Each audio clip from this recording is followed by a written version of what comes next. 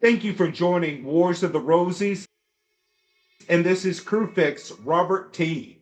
from the Encyclopedia of Freemasonry by Albert G. Mackey.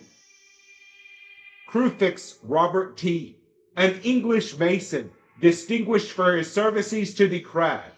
Robert Thomas Crucefix, M.D., LL.D., was born in Holborn, England in the year 1797 and received his education at Merchant Taylor's School. After leaving school, he became the pupil of Mr. Chamberlain, a general and celebrated practitioner of his day. At Clerkenwell, he afterward became a student at St. Bartholomew's Hospital and was a pupil of the celebrated Abernethy. On receiving his diploma as a member of the Royal College of Surgeons in 1810, he went out to India, where he remained but a short time. Upon his return, he settled in London, and he continued to reside there until the year 1845, when he removed to Milton-on-Thames, where he spent the rest of his life till within a few weeks before his decease, when he removed for the benefit of his declining health to Bath, where he expired February 25, 1850.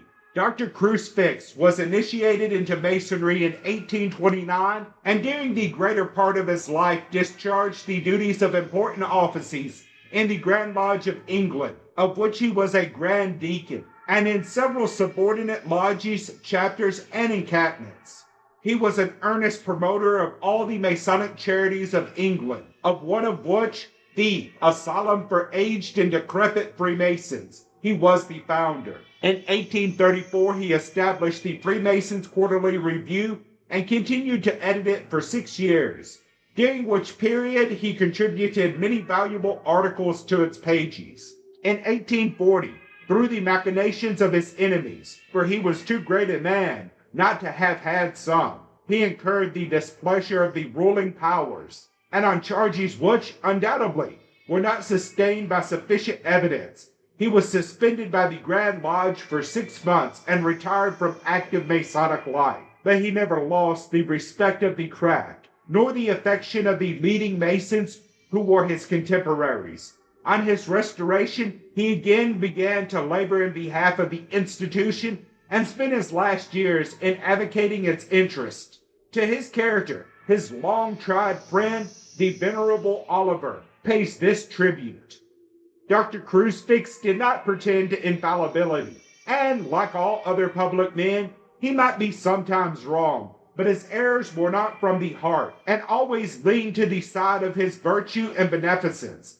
He toiled incessantly for the benefit of his brethren, and was anxious that all inestimable blessings should be conveyed by Masonry on mankind. In sickness or in health, he was ever found at his post, and his sympathy was the most active in behalf of the destitute brother, the widow, and the orphan. His perseverance never flagged for a moment, and he acted as though he had made up his mind to live and die in obedience to the calls of duty. Thank you for watching, and please don't forget to share, like, subscribe, and comment. And if you can, please consider donating to Wars of the Rosies. Links to PayPal and Patreon are in the description. Thank you so very much.